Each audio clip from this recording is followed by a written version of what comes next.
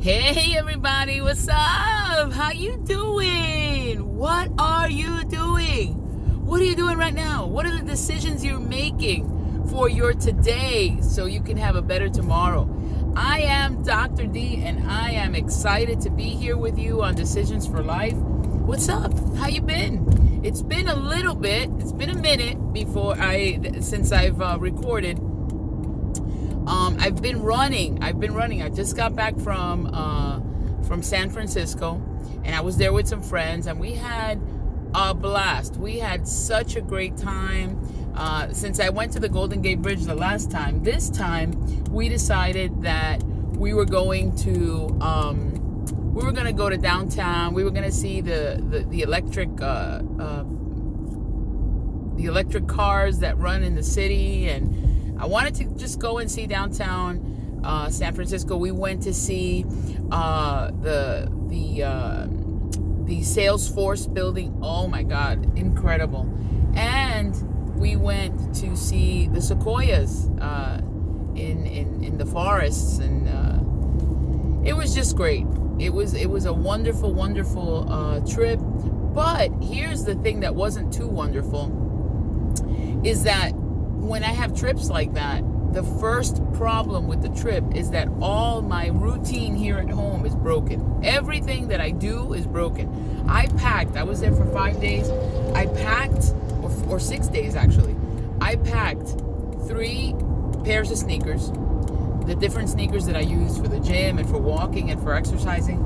I packed all of my gym gear. I packed my leggings, and I packed my t-shirts. I packed everything, and I didn't go to the gym once. There was no time. I could not fit in anything, not even a walk around the block. It was just either I was out or I was tired. I was so drained. I was so tired. So it was tough in that regard.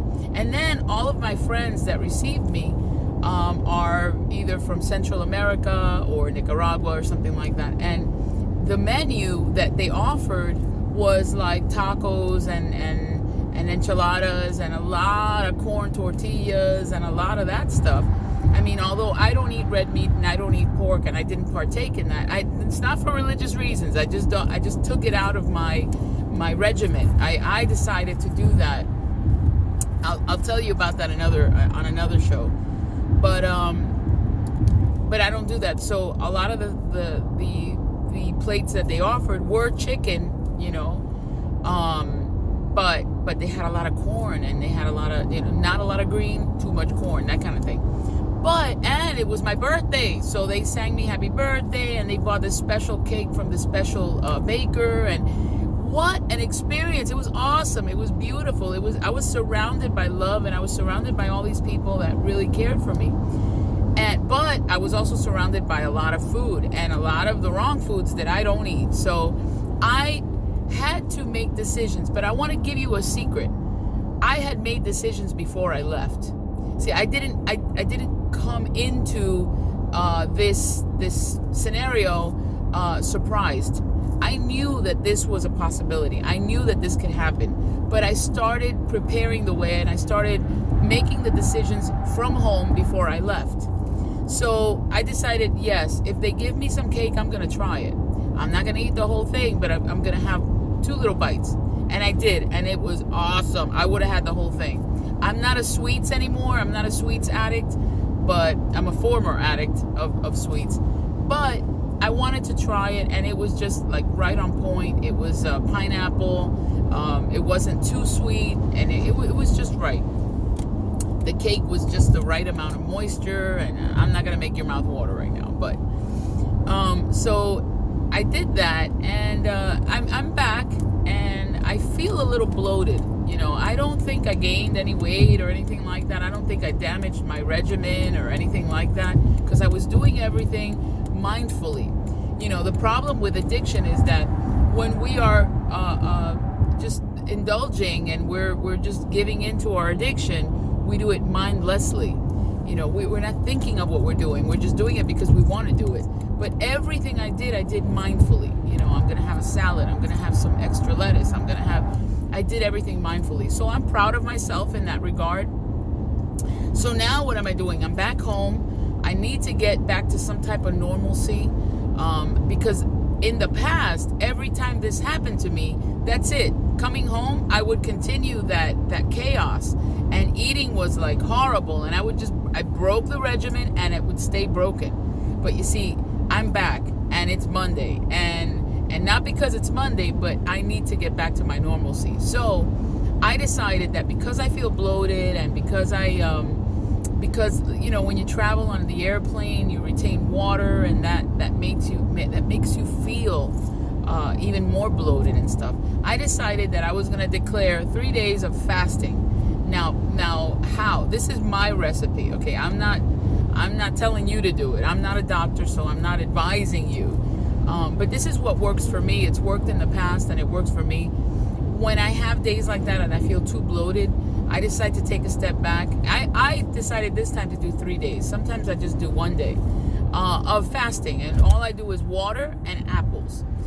You might start laughing and say, apples? Where did that come from? Well, I used to do HCG, and something that worked for me was doing an apple day. And an apple day was great because I had 4 apples during the day. In place of a meal, I would have an apple, and I would have plenty of water. And that's what I want to try doing it for the next 3 days. If I find that I'm feeling a little wheezy or whatever, then I'll just cut it. But at least I want to do 24 hours of a fast, so that I can give my body a chance to detox, a chance to just eliminate stuff that I had to put into it these past days, and just give it a chance to breathe. Sometimes your body needs those days of not too much activity so that it could reset itself. You have to give your body a chance to rejuvenate cells and whatnot. So I'm giving a chance, and when you're fasting, you're causing your body to eat these bad cells and create healthy cells. So it's almost like you're forcing your machine to reset itself.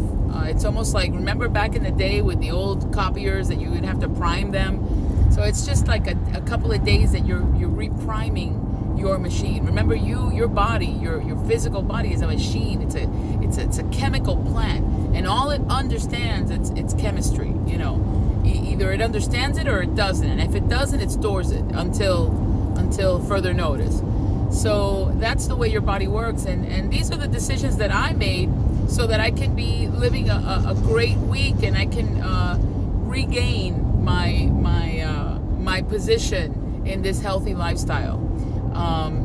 I bless you, and I want to tell you that you got this, okay? You can do this. So wherever you are right now, decide for a better tomorrow by making your today better. Your decisions today will determine your life tomorrow. So come on, I'm waiting for you. What are you doing? Let's do this. God bless. Take care.